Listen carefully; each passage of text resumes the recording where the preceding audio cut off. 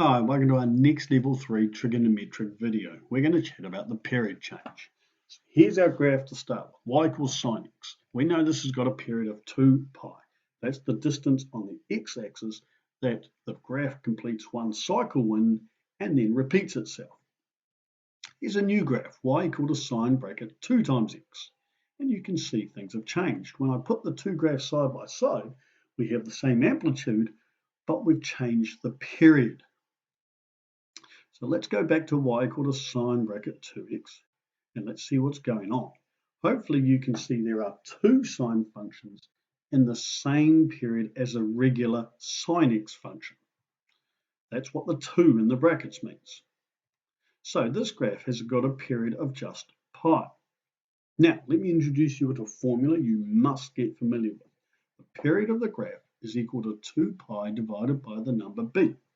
If we're working in degrees, it would be 360 degrees divided by b. And you also need to be able to swap that formula over, the b in the period, to get b is equal to 2 pi over the period. Now, for this example, we're going to work out the period, which is 2 pi divided by the number b. b is the number that's multiplied by the x. So b is 2 in this example. So 2 pi over 2 simplifies down to just 1 pi. And that's why this graph has got a new period of just pi. Right, here's our first example. Y is equal to sine bracket 4x. Here's what the graph looks like. And here's our formula we're going to learn. The period is equal to 2 pi divided by the number b. So we're going to go 2 pi divided by b. In this example, b is 4.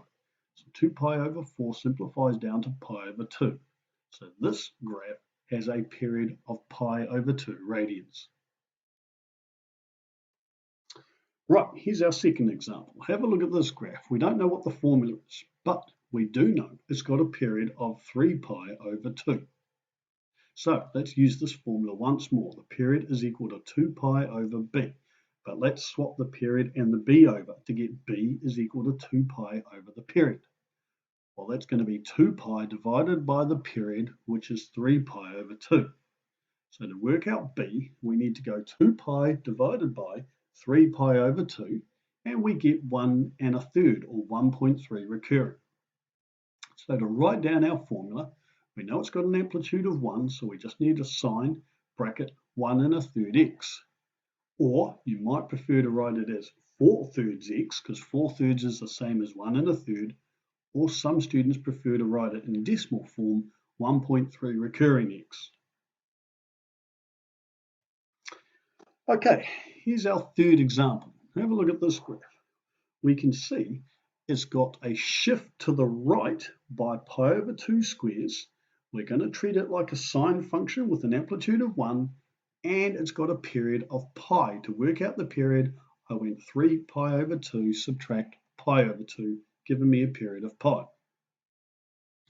Right, so once again, let's use this formula. The period is equal to 2 pi over b, but we're going to swap it over and get b is equal to 2 pi over the period.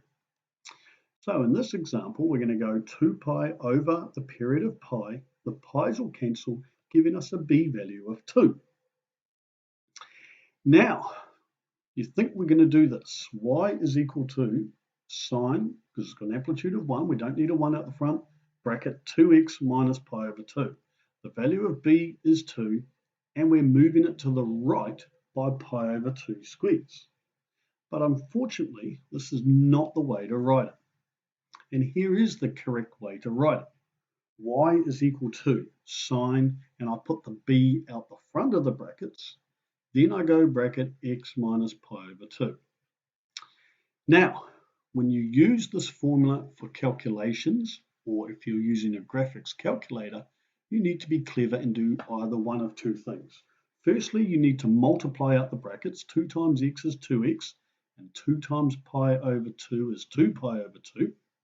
That's one way to use it in calculations. Or another clever way is to use double brackets.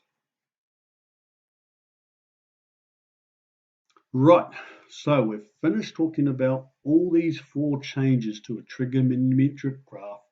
And in this last video, we've been chatting about the period change, which is b. Thanks for watching.